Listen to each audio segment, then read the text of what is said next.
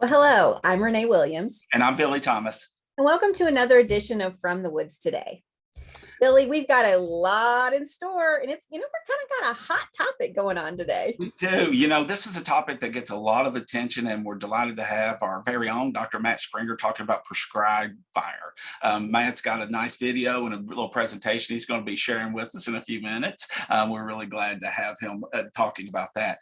Following Matt, we're going to have Eric Gracie. Eric is a management forester here at UK, Department of Forestry and Natural Resources, and he's been on the show numerous times. But today he's going to be talking about woodland management plans, and he's going to get into the details of them and really how important those are into really what happens in your woodlands. And then with the final segment is going to be celebrating and inspiring, I hope, Renee. We're going to be talking about the Greenup County Woods and Wildlife for Your Wallet program that's been going on for more than 6 years. We're going to have a few of the folks that have been integral into that. We're going to have Rod Bruce and Sherry McCarty from the Greenup County Conservation District. We're going to be with Linda Heinman, who is the Greenup County Ag and Natural Resources Agent. They'll be talking about that program. And it's a really exciting program, and we hope that it'll inspire others to maybe try something in their own neck of the woods. But I'm really excited about today. If you're joining us via Zoom, you can use the chat function and we'll interact with you there. And if you're on Facebook Live, you can use the comment section and we'll respond accordingly. But Renee, delighted to be here on this rainy day. Rainy, soggy day, but you know what? Let's liven things up and get it a little more warm. Speaking of warm, Dr. Matt Springer. Hey, Matt, how are you? I am doing well. How about yourselves? I'm doing good. Glad to have you on talking about this topic. I hear a lot from landowners across the state. They're asking about prescribed fire and, is it right for their property and stuff. So I'm really delighted that you're going to be talking about it today. Yeah, it is something that has been gaining a lot of traction, especially in the state of Kentucky. And I've come from other areas where it's kind of just happens. Everyone's been kind of culturally aware of it and okay with it. And it seems to have taken a hiatus in this state, but there is some movement to get it more frequently back on the landscape, and for good reason. So I'm hoping to give you a little bit of rundown of some of the basics that goes into prescribed fire, some very basics, because the actual course that I had to go through, just the initial course, is 40 hours. So we're gonna shorten that down a little bit. Yeah, good. Yeah, I guess you do need a lot of training when you're dealing with fire, though. It's serious business. It can get a little hot. Let's put it that way. All right. So some of the basics here, right? The thing to think about when we talk about prescribed fire, and as the Kentucky Department of Fish and Wildlife truck says, from fire comes life, and that's a big thing to keep in your mind. Of this type of fire is not like the crown fires that we hear about out west, or even that we experienced down in Gatlinburg a few years ago, that are out of control, completely destructive. Most of the time, the fires in forested landscapes look very similar to this picture, where the flames may be 6-8 inches tall at best, and you're hoping that it actually carries through to get the burn all the way through the landscape that you're hoping to burn. It is not necessarily what you're thinking of in terms of those big wildfires, right? And why do we even use fire as a management tool? Well, especially for upland oak systems and grasslands, fire has been around and a part of that system since the Ice Age. And all the species that we have that are present in those systems, that are supposed to be there, have some level of tolerance or a part of their natural history associated with them. So keep that in perspective. Now return intervals for fire, or that burn regime, is important, and a lot of times we think about that with grasslands. It's usually about 3 to 5 years in most cases, whereas things like upland oak forest, it may be like 20-ish years or more, depending on the location. So it's not necessarily a super frequent event, especially in the wooded environments, but for the grasslands, it really was. So when we think about using fire as a management tactic, why do we use it? Well, first and foremost, in grasslands especially, it sets back succession, so plant succession. So if you're in a grassland environment, as time goes on, right, you get some shrubs, you get some small saplings. And by putting fire on that landscape, you're actually most of the time killing those plants. So you keep it in that grassy forb mix that you're hoping to maintain on the landscape for some reason, right? Whether that's monarch habitat, upland birds, game species, songbirds. There's a lot of herps and amphibians that rely on grasslands. So you're trying to maintain that habitat type on the landscape. In addition, from fire comes life. We have that. Those plants are not necessarily, especially the grasslands, those grasses, those forbs, and even a lot of the understory shrubs and herbaceous plants in forests. They respond to that opening. That fire really does bring upon a lot of new growth. And in terms of nutrition and nutritional quality, you can see here in the graph on the bottom, that's little blue stem, which is a grassland plant. When it is burned, its nutritional quality through the fall and winter is substantially higher than those that are unburned. So there's a lot more nutrients that are moving into that plant that can be consumed and move up through the food web. So in that sense, it's improving forage quality and also improving the nutrients that can move through the system. Fire can also be used as an invasive species management tool under certain situations, and it varies by the species you're dealing with. Dr. Crocker may be able, if we get a question on that, may be able to weigh in a little bit, but it really depends on the species and the situation there. But it is a tool that can be used to help really either initially set back the plants or invasive species to where they're kind of hurting, and then you can finish them off with another technique, or you can use fire as the way to be that fatal point where you're killing the actual plant itself. In addition to that, we can use it for things like forest regeneration, silvicultural treatments, where there's certain species like oaks that are very tolerant of fire at a certain level, whereas things like maples, because of their bark thickness, are not. So you can actually kill off, say, a whole bunch of maple growth, whereas if there was a oak sapling in that mix, it would actually more than likely survive the fire. Now, there's a lot more that goes into that, and there's many folks that are a lot smarter and understand the system a whole lot better that I don't want to get into, because I'll probably say something incorrect, but it needs to be applied in certain situations, but it is something that can be used as a tool in the system. And finally, one of the things we do hear about a lot with fire is using it as a way of reducing the fuel load that's in the system. This is especially true out west, where you may have lots of years of an area without any kind of fire present. The fuel load builds up so that when you do get a fire, there's so much fuel present in the system that it develops past those small flames into those giant crown fires, and you have a much more destructive and harder to control situation. So when is prescribed fire used? For the most part, there's two general seasons, okay? There is right about now, we're at basically the end of prescribed fire season for most years, where you have basically the early spring when everything is still dormant is a good time to do the burning, because you are removing a lot of vegetative material from the landscapes. You're taking cover out of the situation for a period of time for a lot of wildlife species and potentially food as well. So you want to time it where you're getting the burn done, but you're not removing that from the landscape so much that it causes a problem for overwinter survival. The other time period you can do it is usually growing season now. So late summer, past nesting season for our birds. So August, September, you can actually start trying to put fire out in the landscape. And there's a reason you do it in the fall versus the spring. Fall burns are going to achieve a different goal than spring birds, because since a lot of material is still very green, there's a lot of moisture in the air, humidity, the burn intensity is a lot lower. So you get a different result than, say, a spring burn, where you're really just running through that system at low humidity levels, and you get a much higher burn temperature and a kill off and material removal. So we're talking about fire in the landscape. There's obviously going to be legal issues. And for the sake of time, the best thing I can tell you is, if you're thinking about putting fire on your property, reach out to the Division of Forestry or reach out to Kentucky Department of Fish and Wildlife Resources to talk to them to get the specifics for your area and who you should contact and when. Generally, that's really the local fire department, your neighbors, and then the Division of Forestry, so they know there's a burn going on. There is a window for you to put fire on your property without being a burn boss. And there's also other specifics, like you can't burn within 150 feet of a woodland. There's dates that you can and cannot burn, and time periods you can and cannot burn.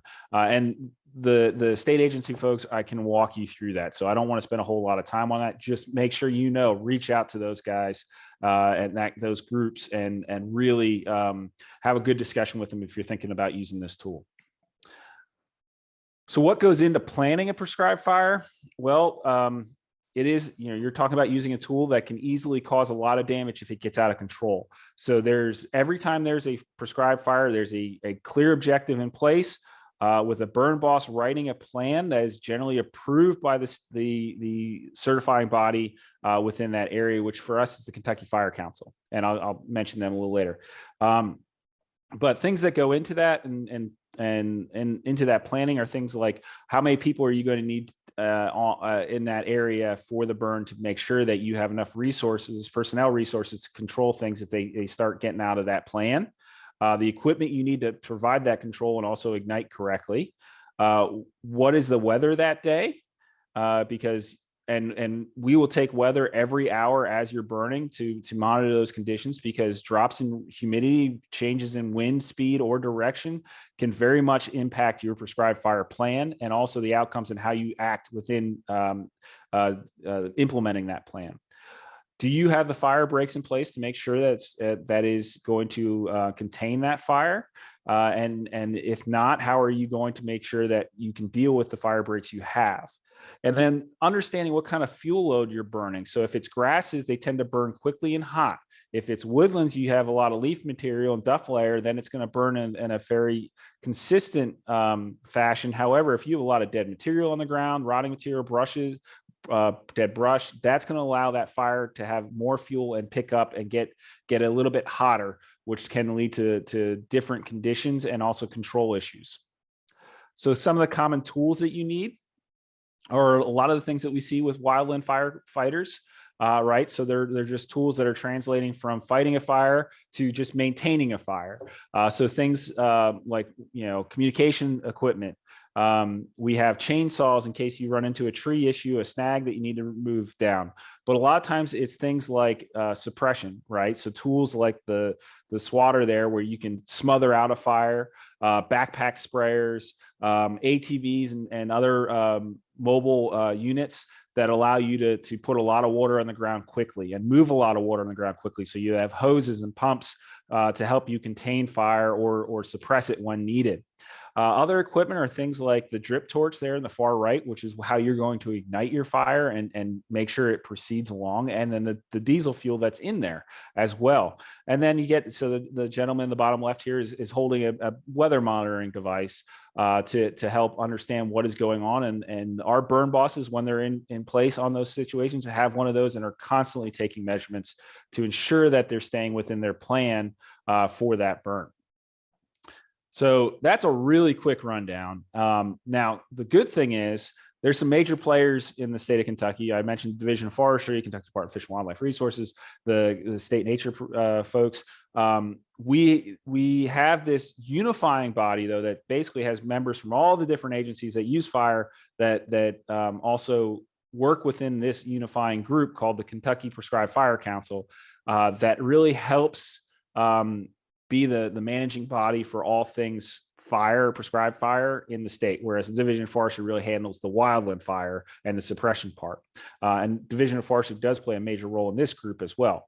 But if you have an interest in pursuing fire on your property, this group here has really picked up its educational component, and they will hold workshops like the one that I'm advertising right here on in the end of May in Hardin County, where you can get the basic trainings associated with putting fire on your property if you're interested. That link there on the bottom is live. Otherwise, you can just go to kyfire.org. And it will have all the information associated with this training. This is not the only training that goes on. They have several a year, but it is the kind of a great introduction to fire on the landscape if you're interested. There is a registration fee, and it is a limited in terms of capacity because it's such a hands-on learning environment. If you are a master naturalist, that is a continuing ed component as well. Now, that's kind of a real brief run through of what is prescribed fire. I think the best thing for folks to really understand what goes on in a prescribed fire is actually to show and be able to see what that looks like. So we have a video here that thankfully Renee and Brianna have clipped out of a fire that I was involved in with Kentucky Department of Fish and Wildlife Resources down in Southeast Kentucky on a mine to maintain open grassland habitat for elk and songbirds. But I'm going to walk you through what's kind of going on here so you get an understanding of what this may look like. This burn unit is pretty much a big square surrounded by mine roads, which make really handy fire breaks. But it's about 150 to 200 acres, which makes it a pretty large burn unit. That's a pretty substantial burn unit, which presents complications like communication with the burn teams. There are about 10 folks that were out there doing this. This happened. So about the third week of March, second week of March, I'm sorry. It was back the last week of February. Time flies. I'm so sorry. But this is kind of a good image of it. So Billy, if you want to go ahead and get started. So this is kind of the initiation of the fire. And the way these fires tend to start is you're trying to create, not only do you have a constructed fire break, but you're actually using the fire to make an additional fire break. So what we call the areas of the black, where there's nothing left to burn. So you always start where the fire is actually working back into the wind. So it creeps along real slow. It's not so hot that it has a chance to jump the fire break.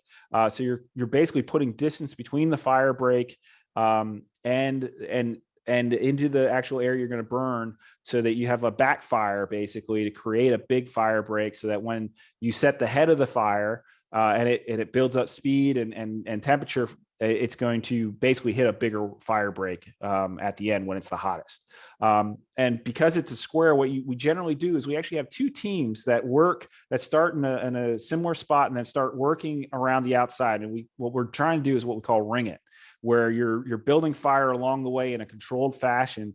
And finally you get to the head, and you almost want that fire to go out almost not too far from the head. And a lot of that has to do with issues that you're trying to maintain in terms of control, and you have issues with topography that you were worried about, wind speed, smoke, and so on. And one of the big things that you're going to see here and just witnessed, and I was a little far behind, is fire is predictable in many ways, right? So you have a high fuel load, it'll burn through it real quick. Topography plays a role where fire going down a hill actually creeps, but going up a hill, it builds and will just take off because that heat's kind of hitting the fuel in front of it a little bit quicker. So what we're going to see here, and it's speeding up a little bit, double speed, but this is slowly working around. It took us about 2 to 3 hours to burn almost 200 acres because you're doing it in such a fashion you don't want to go so fast. There are folks that are constantly patrolling the fire breaks, looking for anything that may have jumped over with their ATVs. They have hoses, they're ready to put it out. Everyone's got a radio, they're talking to make sure things are going smoothly and controlled. But if you look here, it's really just, it's slowly going along, burn it, try to keep it, under control. So, a lot of us, they think it's fun and we want to get a big fire going, right? It makes it really interesting to watch. But like, as you can see here, it's starting to creep up that hill and build up that hill. We're not going to move from that really fast because that's at the point now where if something goes wrong, it gets very difficult to control. So you want to almost creep along and do it in a very boring fashion. Boring is good. That means nothing has gone wrong. It's not fun to watch, but it's good in terms of safety and control and meeting your objectives in the way you need to. One of the other things you notice, and that's a major concern whenever we do this, and it is so especially on smaller properties. If you look here, there is a bunch of smoke coming up off that. So understanding how your smoke is going to act in the environment. Imagine if you have a road next to your property, you need to know that traffic and controlling traffic when that smoke is pushing through there is a big ordeal, and you have to have extra folks to deal with that. So it's just one other situation that you're needing to kind of pay attention to and deal with and prepare for. So All right, here. So as we're working through, and I see there's several comments there in the chat box, and I'll get to those after the video is done. So we're kind of progressing along. You can see there's a good bit of black on the ground and growing as it moves up the hill. But one of the other things that you're going to notice as you're watching the video, and the fire is really starting to take off up the hill. There's a substantial amount of smoke, dark smoke, and the flames are getting pretty high. I think the highest the flames got to on this fire is right at the end. They're about 25 to 30 feet tall. And one of the things that actually is also going on here that we had to cut out so I could talk was the noise, the crackling that's going on from the fire gets fairly deafening at times. But the burn as it's going on, and this is actually a really good thing for wildlife habitat, is we often think that we're just trying to burn everything in the system, just get it out, right? That's what we're supposed to be doing.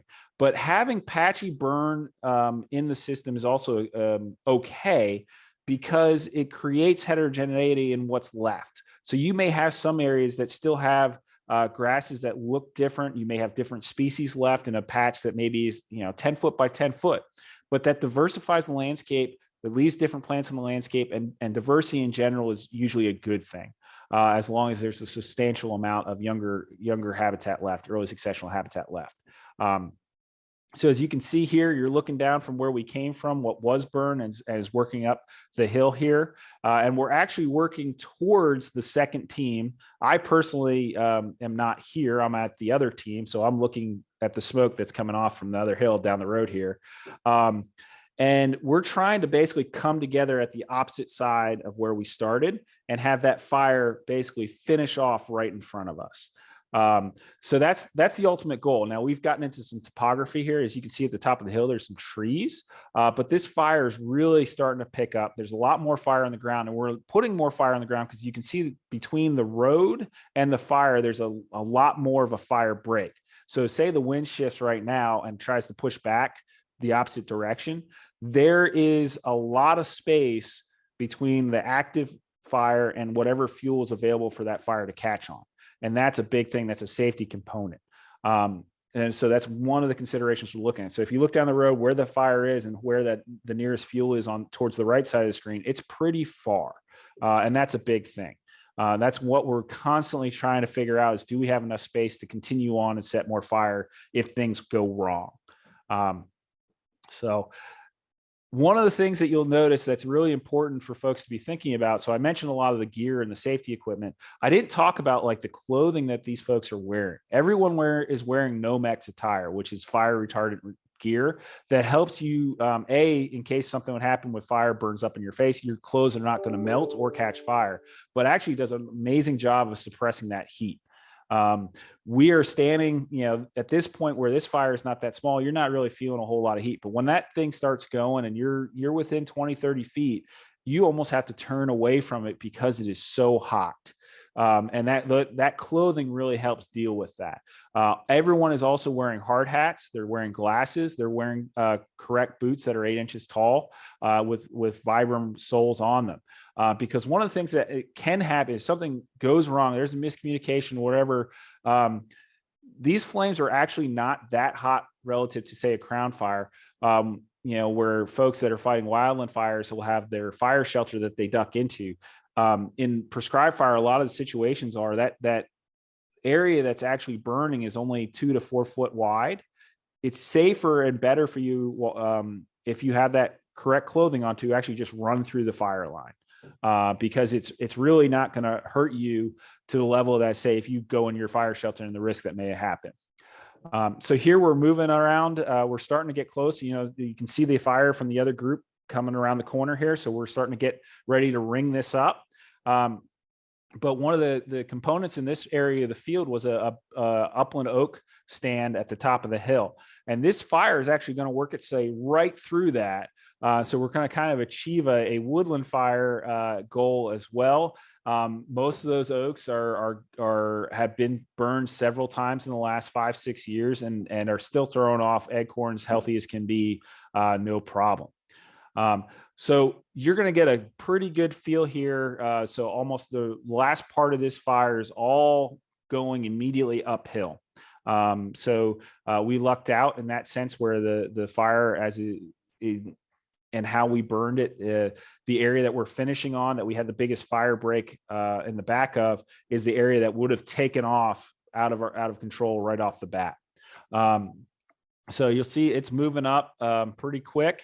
We still have patchy burns here and there, and it's all based on what fuel is in that system and how interspersed it is. The humidity levels were pretty low, so we got pretty good coverage and carry from low humidity, really light winds, which keeps things in good burning shape and also controllable burning shape. But that fuel load in that area is what really kind of creates those patchy situations where there's not necessarily enough fuel in one location to actually have that fire move through it. How many people were on this crew?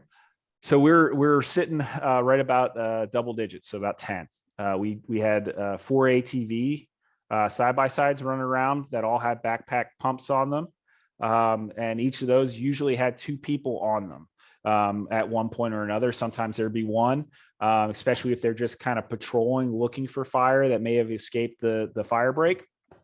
But if there's someone that was actively spraying, you usually had a driver and you had someone operating the hose to make sure that they're as efficient as possible.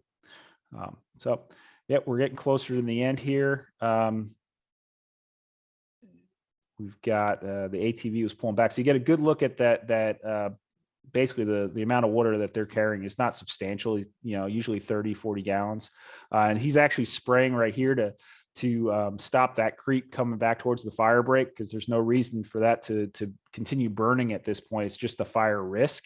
The major goal has already been accomplished up the hill. So at this point, it's the fire break is small enough at this section, and there's enough fuel on the opposite side of the road that if something would happen, we get a blow up of the wind, it could easily jump over into something that's a high fuel level and also a flammability issue. Which would make control a little difficult. So he's going along here and spraying basically the fire line again, wetting that line down to make it so that the flames are going to burn out before they get to the line. And as you can see here, it already worked through the woods up there and it's burned out. And what ends up happening here is that continues on and basically the fire meets and we're out of fuel and it stops. Then we drive around one time, make sure things are good. Wait a little bit, drive around again, make sure things are good, and all done. Wow. There's a lot involved in that. Sorry. Right. Yeah. I could see why there's a lot of planning and a lot of detail that you'd have to go through to end up getting that accomplished. Yeah, it is a little bit of work. It's one that, it's kind of an all hands on deck situation for a lot of our natural resource agencies to try to get that out in the landscape, because you only get so many good days to burn. And meet those weather conditions that fall within your prescribed fire plans. And when you do, we were out till 11 o'clock burning that night. So it's go until you really can't go anymore. It's such an important, from the wildlife perspective, it's such an important tool to maintain those grasslands on the landscape, because we're at like 0.01% of what we originally had. And all those species are really having a hard time. So the more we can make sure that the habitat exists, the better it is for those species. So someone wanted to know if fire would reduce the number of ticks. So that's a pretty hot topic right now in the research. There's been some evidence that it does provide some control mechanism. There's been evidence that it actually provides control mechanisms on some of those that transmit some of those bad diseases like alpha-gal. So yes, but the problem, large scale, the problem is you may be reducing some area of ticks, but you saw right across the road, there's habitat there that has a lot of ticks in it too. So is it having a meaningful impact? That's up for debate, and that's what we're trying to figure out. Well, thank you, Matt. We greatly appreciate it. That was really interesting to watch. Yeah, well, it's very, I mean, I've actually never been on a prescribed fire like that. So, Matt, I appreciate you kind of taking us in on one. That was really cool. We can get you out there, Billy. Hey, that sounds good. Sounds real good. All right. All right. Well, Renee, we saw how much planning goes into that, right? I mean, it's extensive, but that's only like one part of an overall woodland management plan. And Exactly. we've got Mr. Eric Gracie. He's with us here at UK. He's oversees the kind of the forest management part of our Center for Forest and Wood Certification, and he's going to be talking about really woodland management plans and what they are. Now, Eric, we've talked about woodland management plans a little bit on the show, but you're going to kind of take a deep dive for us. Management plans can be a little bit of an enigma if you've actually never seen one. And a lot of times we kind of describe them more from the 30,000 foot level, so to speak. So I just thought we would go through an actual plan. And that's kind of the objective here. I know Dr. Muller, I think it's been a little over a year ago, as part of his Forestry 101 series, did a really nice video on management plan and the importance of management plan. And I'll kind of briefly go over those objectives and things, and then we'll just go through an actual plan that I have here from one of the members in our group. And we'll just kind of break it down, and I'll just kind of give you what I do a lot of for the center is we'll evaluate that management plan and then look to see if what's happening on the ground is in cohesion with what the plan is. So anyhow, I'll kind of give it from that perspective, and hopefully it'll take a little bit of the mystery out of them, and also just kind of emphasize how important the plans are. Excellent. Looking forward to it. So let's just start with why you need a management plan. And probably the biggest is, or maybe not, is it really provides that roadmap to meet the landowner's objectives for their property. The landowner is going to get a much better understanding of your woods. And it's like, it doesn't matter what you're managing. If you don't know what you have, it's really hard to manage for it. So you're going to get a better picture of what's going on, what you have, and the resources that you have. The other thing is it will create a record of your activities, and this can really help with time, saving you time and money. What I've seen folks, they will duplicate their efforts because they're not really keeping good record of where they've been. Say if they're doing some invasive species monitoring or control, they're just kind of doing it patchwork and may not really be doing it systematically to maximize their efforts.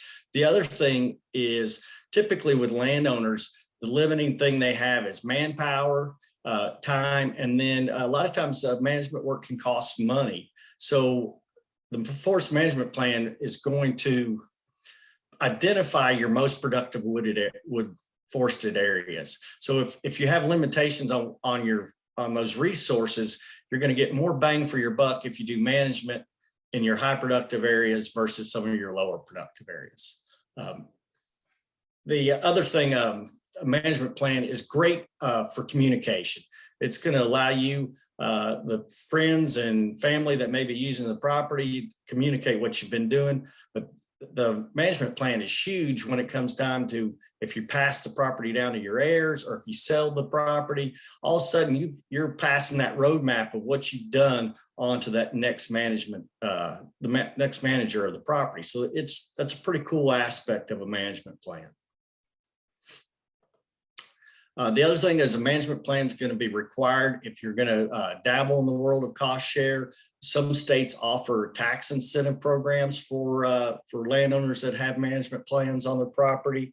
And you also, if you're going to look at forest certification, management plan is going to be required for all the forest certification schemes that are out there.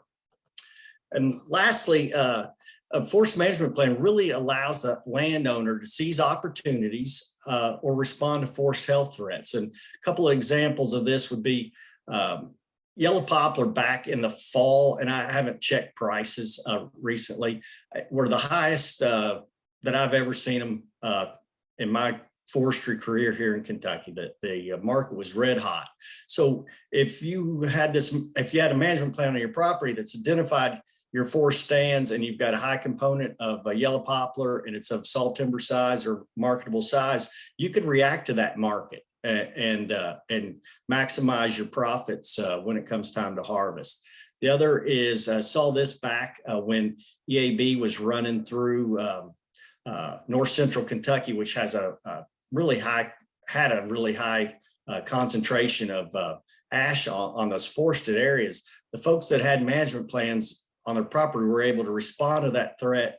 They knew they had adequate ash to support a harvest, and were able to generate, get ahead of the EAB front, log the ash off the property, reap some of the benefits economically from that, and also reduced a lot of the hazards that a lot of the forest stands now in central Kentucky have, because we've got all these dead standing ash trees that's a threat to human safety as they're walking around the properties. So all forest management plans basically have a few key elements. And the one is first thing that the forester is going to ask the landowner is what their objectives are for the property. And typically it's going to be wildlife, timber, high quality timber, managing for high quality timber, and to maintain or protect forest health. Those are the objectives that I see in almost every plan. You're going to get a location and a property description, the history of the property, or the stand history. And the history can be really valuable information to the landowner and the forester that they're working with, because that past history can really drive what's currently taking place on the property and what you need to do from a forestry management standpoint. We'll kind of look at that here in the plan that we break down. You're going to get an individual stand description and inventory data, and that's kind of allows you to seize opportunities. You're going to get management recommendations. You should get a map of the property and the delineation of the forest stands that you have. And so let's just get started. So I've removed the names to protect the innocent off of this plan. And this was kind of typically you're going to start with the property description. This is pretty typical of a landowner in Kentucky, 100-acre property, 108-acre property. Half of it's forested. They've got a couple different unique stands. But when I look at this, what jumps out at me is they have good access and it's a gentle slope. And so those are very favorable conditions to get management on the ground. There's not obstacles of topography and what have you. And then also if it does come time to do a timber harvest, this is going to be very attractive to loggers. It's going to reduce their logging costs, that generally sloping ground, good access. So it'll actually make that timber more attractive when it comes time to sell. So we're looking at property history. So the things that when I looked at this plan that kind of jumped out at me is the area A, and we'll see that on the map, appears to have been high graded with basically a white oak harvest in its previous lifetime, so to speak. There's no evidence of fire damage, which that's huge. That means that the residual stand is probably sound timber. One of the things that is always cautious when you see that there's a past history of fire or a past, and in this part of the world, it's quite a bit of cattle. And if you've had cattle running within your forest, there's a good chance that you're going to have a degraded stand and a lot of hollow trees and logs from just some of that past activities that have taken place. The other thing that's kind of jumps out is the property was heavily damaged by the 2009 ice storm. So we've got forest health issues going on. We've got trees that have died. And so that is going to all factor into some of the management recommendations and possibly the management goals of this landowner. And so we jump right on down into the goals. So this landowner is wanting to salvage some of these damaged and dying trees from the ice storm. But overall, their goal is to maintain and improve the forested areas on the property. It's typical of what you see. There's some old fields on the property that they're going to try to convert back to pasture ground. So the next kind of the things that you're going to see in a management plan is they're going to kind of give a snapshot of the forest resources there, the things that might need enhancement or protection, special sites. This property contains a cemetery. Typically, you want to buffer all your special sites, such as a cemetery, whether it's a rock house, cliff lines, normally around 150-foot buffer around those areas. It's not required. It's just good management. You certainly, from a cemetery standpoint, you can't be, working in the cemetery that's going to damage it. But those are the general rules. Is around 150 feet or 2 tree heights. The other, you want the management plan is going to address potential concerns with the adjoining landowners. If there's lines that may not be clear, this may come up in the plan. If you're going to do a harvest, you really are advised, even if you're not going to be harvesting close to boundary lines, it's a good idea to notify your landowners. If you're going to be harvesting in close proximity to the boundary lines, you definitely want to notify the adjoining landowners, get agreed upon a line. And if you fail to do that and there's an accidental timber trespass issue, then you could be liable for 3 times that timber value, where if you've contacted the landowner and kind of tried to address any issues, then you would still be liable for the value of that timber, but you wouldn't pay the 3 times penalty. Recreation is normally addressed in the plan. Hunting, hiking, those are all things that are really common you'll see in the plan, but these folks are mainly using the property as for hunting, and it was deer hunting in this case. Talk about access. You're going to also look at soil protection. So we got gently sloped, so we know erosion is not going to be as high a problem as some other areas. And the forester here just went, the Kentucky Forest Conservation Act, the required best management practices should control any erosion threat. You're going to get a snapshot of any of the water on the property. So in this case, they've got 2 intermittent streams. They talk about the BMPs that are required that's going to protect those streams. And this isn't a karst area.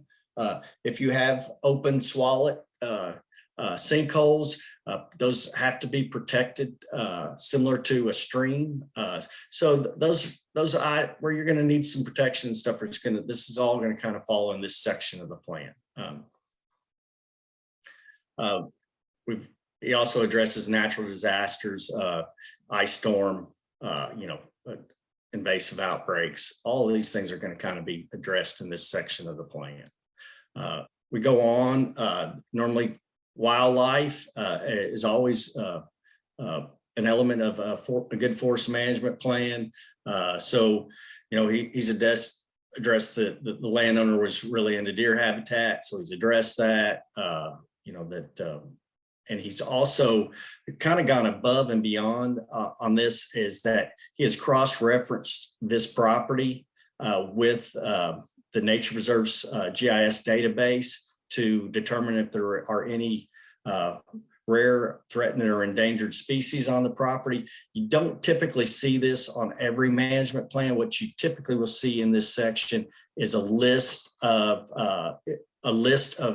RT&E species that will occur in the county, just to make the landowner aware of what potentially could be there, and to kind of keep an eye out for it. It got cut off here, but there are also the plan's going to address invasive species. And in this on this plan, because I looked at it, there was a little bit of bush honeysuckle, but it was not causing a big forest health threat at the moment. All right, so we kind of talked about the maps. This would be a typical map. So the special area, special site's been identified, the cemetery. So we've got a delineation of the forest types, or the stand types on the property. So it's like stand A in this case are similar and going to have similar recommendations. These are oak hickory forest and they're the same size class, so they're going to be labeled the same. Area B is actually a different species mix and a different size class, so it's going to be its own stand and have its own inventory data and its own recommendations. You could, it's basically you're trying to pair up species composition and size class, and that's how you delineate your stands. So let's kind of just go into the stand information here a little bit. So first thing we've got just a summary, stand summary. We're looking at about in area A, 4,000 board feet per acre. He's kind of presented the basal area, and we'll talk about that just a little bit on a percentage basis. It's typically, I see this reported more on a square foot basis. One of the big things that I want to point out, though, is so this was based on 31 plots, prison plots, evenly spaced out. And so this was what we would consider a management cruise. And this is certainly providing good information, but this cruise data is not tight enough, so to speak, that you would not want to try to sell your timber from just this cruise data. There's just the confidence interval is too high to really make economic decisions from a timber sales standpoint. So talked a little bit about basal area. He's describing basal area as an indicator of the amount of growing space that each species is occupied. Typically, best way to explain basal area is if you took it's a measure of stand density, and it factors in both the number of tree species and that size. So it's a much better indication of stand density than just a stem count, so to speak. So basal area is the cross section of that tree, kind of like the stump, and it's measured in square footage. And for example, I guess maybe the cleanest way to describe it is if you had a 105-inch tree scattered across a acre of property, you would have a basal area of less than 15 square feet, and that property would either look like a commercial clear cut or an old field. There's tons of growing space left on that property.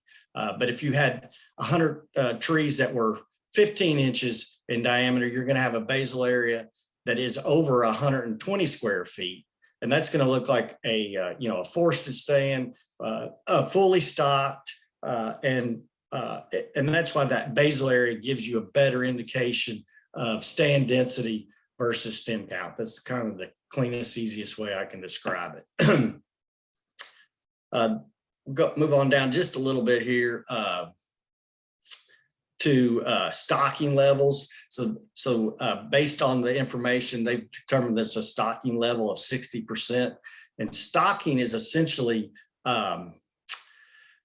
is the carrying capacity of that forested acre. So you're trying to find that sweet spot where you have the right number of trees based on their diameter and that basal area, that they have as much growing space as they need to put on maximum growth. So if you get an overstock stand, trees become suppressed, their growth slows way down. And if you get an understock stand, you're not maximizing the tree growth or the wood growth that could be taking place on that property.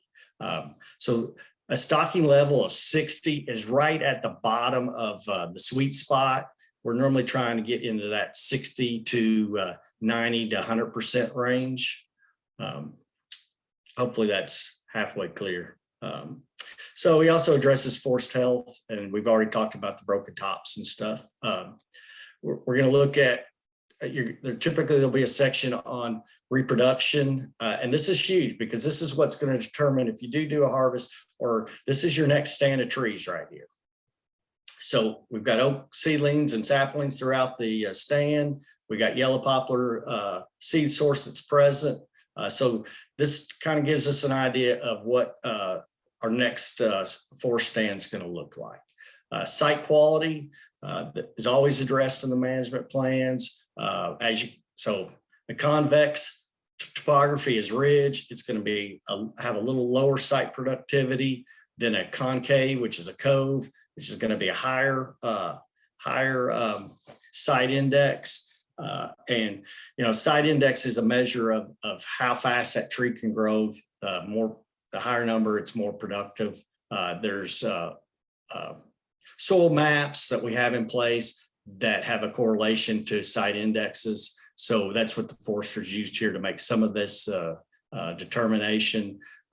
What this tells me from a management standpoint is, from a white oak perspective, on these ridges, these convex slopes, that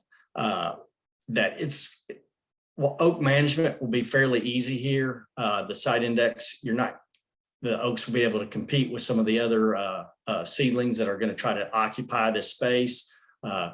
But in this cove situation, the competition is going to be really tough to get white oak or upland oaks established. So there would have to be a lot of management taking place there to make that happen. And it may just be better off to look at managing this area from a yellow poplar standpoint. Talked about stand history, and then here's our recommendations. They're recommending a marked and group selection harvest to salvage the ice damaged trees. We've got an oak hickory seedling saplings already present, and then kind of what I was saying, encourage the yellow poplar seedlings to develop on the better soils. And then after the harvest, reevaluate to see if you need some forest stand improvement work done. So I'm not going to go through B like we just went through area A, but it just kind of shows you a similar breakdown. We've got red cedar post oak site. It's small acreage. I can't recall what the management recommendation was for this site. If I'm looking at it, it's a small size. I would probably just let it grow. There may be a potential for a cedar harvest at some point in time, but I would probably just let this stand continue to grow. Another part of this plan, and this is not seen in every plan that that we deal with, but a monitoring plan is really good for the landowners to have. It kind of just lets you know that just because we got the plan in place, this is practices that need to continue on an annual basis. And so you're going to monitor these areas if they do the harvest. Property boundary. I always recommend landowners should check their boundary every year. He's recommending every 5 years. I just think that there's really no reason not to kind of inspect your lines every year. Mentions T&E species. We're talking about the timber harvest.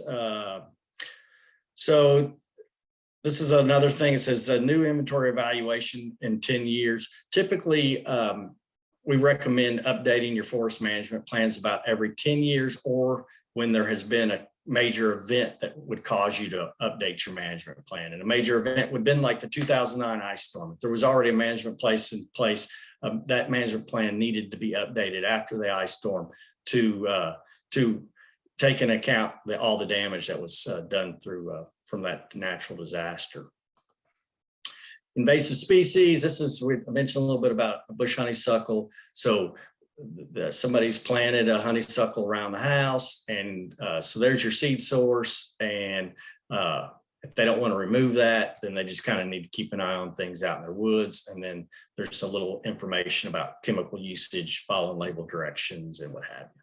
So all the management plans are going to have an appendix that basically supports what was in, it's supporting documentation for was in the management plan, soils maps, the actual stand data, a list of the RT&E species, herbicide information, sometimes government agency contacts, but all that will be in the appendix. And I know I'm running out of time here, but that's kind of a typical plan. I'm going to stop sharing here. That's kind of, they used a template that that we have here at the center, but that template was created from a mash of a Kentucky Division of Forestry Stewardship Plan, a NRCS plan, and what have you. But that's kind of what a plan looks like. That's pretty typical for what you would see, and the information's there if you want to manage your property. Wonderful. Yeah. Lots of great information there. Yeah. And the big thing, don't worry about which type of plan you get, whether it's from KDF or from NRCS or whoever, just get a management plan. Is Right. kind of the message we want to share with you, because as Eric showed, it's really, really important, and it's extremely valuable if you're trying to manage your property in an efficient manner. Definitely. Yeah. Thank you, All Eric. righty. Yeah. Yeah, that was Thank great. you guys. Yeah, appreciate you, Eric. Oh, very cool. All Yeah. right. I want to talk now about a new segment that we've got with some new guests, I guess. It's not a segment, but a part of the Woodland and Wildlife for Your Wallet program.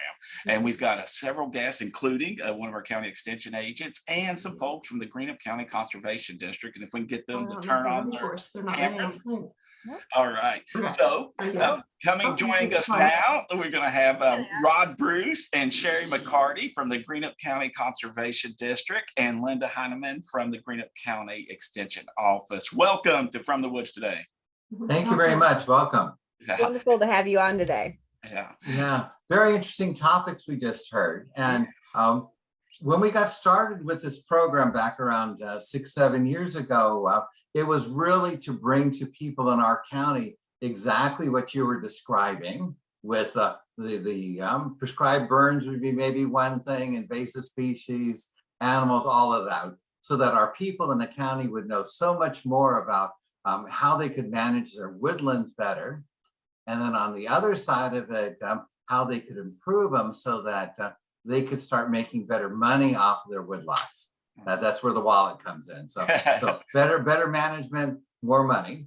Yeah, it makes perfect sense. Rod, about 6 or 7 years ago, you attended our Kentucky Master Woodland Stewardship Program that Dr. Jeff Stringer and myself put on. And, one of the things we asked those attendees was to try to find a way to give back to their communities. And you really have taken this effort and run. You and Sherry and Linda have been kind of key players in this for, going on 7 years now. And it's been an amazing program that you all have done there. You've reached so many people. You brought so many speakers in, and we just really wanted to try to celebrate your all's great effort, but also inspire some others out there across Kentucky to try to do the same thing. Absolutely, you were instrumental in getting it started, really giving us that first design of the program back 7 years ago, and then with Linda and Sherry, they have really run with it. And it's really been fabulous. The other thing we did is we got complete support from our County Conservation Board, which I'm a member, and then also with Farm Bureau, and then the Ag Extension. Excellent. Yeah, Sherry, I know you've played important roles as well as you, Linda, but Sherry, tell us a little bit about your involvement in the program, if you would. Well, attention to details is all I can say, and just kind of keeping your flag up year round, listening for what people are maybe asking about or wanting. And so Linda and I take turns each year. 1 year I'll get the speakers, and then the next year she gets the speakers.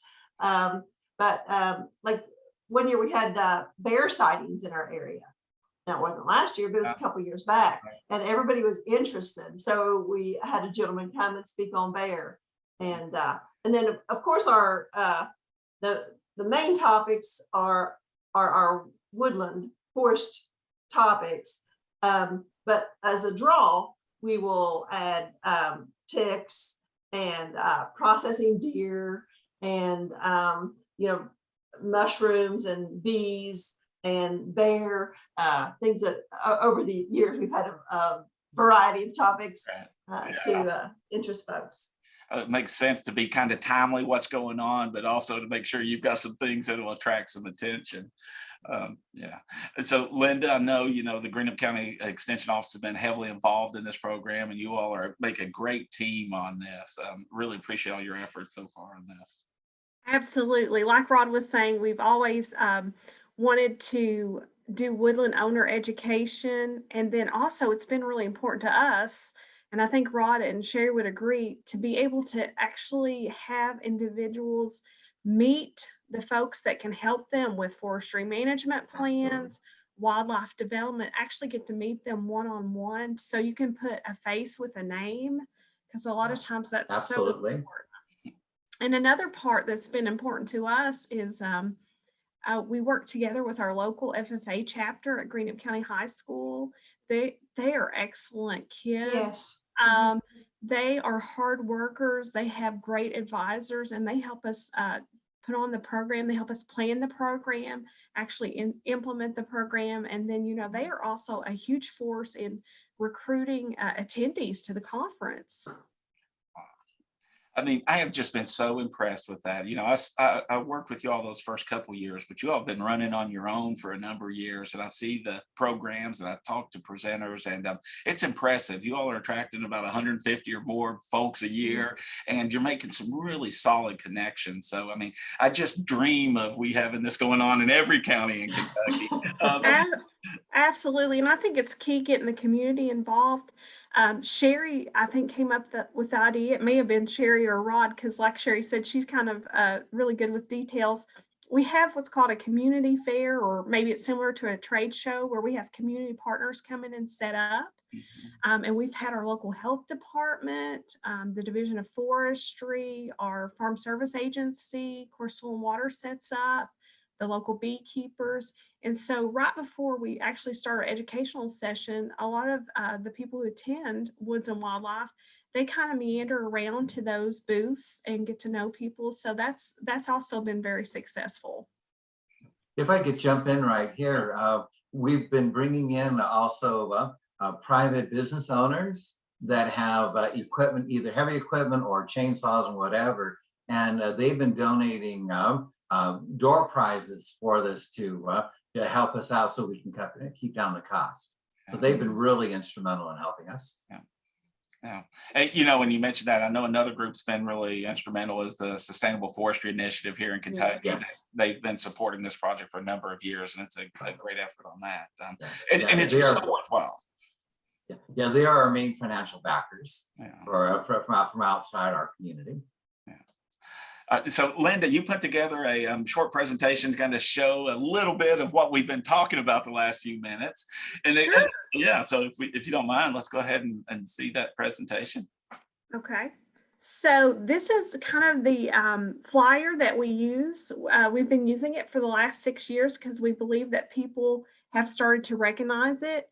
It was really an idea from the local poster contest, the Jim Claypool contest, and one of the Worthington Elementary School students, on the left, you can see the poster that she designed, and she won. And so Sherry said, well, maybe we could develop something from that. Sherry, do you want to talk a little bit about that? Because I know you really lead that contest. Yeah, it's just our annual contest. And that artwork was submitted about the time we were looking to develop our flyer. So we just kind of took some elements from that we liked and made our the flyer that we use every year. This next slide is kind of the schedule we use. So we run concurrent sessions, and Sherry is so good to organize this for us. That's one thing about the high school. We learned that we needed a large location to be able to run concurrent sessions with adequate parking. So the school, we use the cafeteria as kind of our main area, and then we rotate into different rooms and that are very close to the cafeteria, because we do notice that people don't like to walk very far. So we try to keep the rooms close so that they can attend all the different sessions. So those are just some of the ones that we had this past year. And then this is kind of some marketing material we did in the beginning to kind of help people realize what the Woods and Wildlife program was. So that's from years past speakers, and you can see our own Billy Thomas on there. He helped us, like I said, from the very beginning. And we've talked about maple syrup, ginseng. We've talked about the White Oak Initiative, shiitake mushrooms, and that's helped make our program successful. These are just some pictures of our event. Again, there we are in the cafeteria. That's kind of our main stage for our program. Then we break off into the rooms and have different speakers. The University of Kentucky has been very supportive of the program. The Division of Forestry, the Division of Soil Conservation, the Division of Wildlife are all great partners. So we always have excellent speakers. And then also now that we've done it 6 or 7 years, this year we were able to have some local speakers. So that was great too, to have even our own individuals speaking about woods and wildlife. And then that picture in the far right top corner is kind of our vendor fair that I was telling you about. And there's Frank Hicks. He's one of my fellow partners, and he was there. He usually comes and helps support from the Woodlands Association. And then the final slide there, as an extension agent, I belong to an association for the county agriculture extension agents. And one year I applied for an award in conjunction with Billy. He was the specialist that cooperated with me on the project, and I applied for the Search for Excellence in Forestry, and I was a state winner.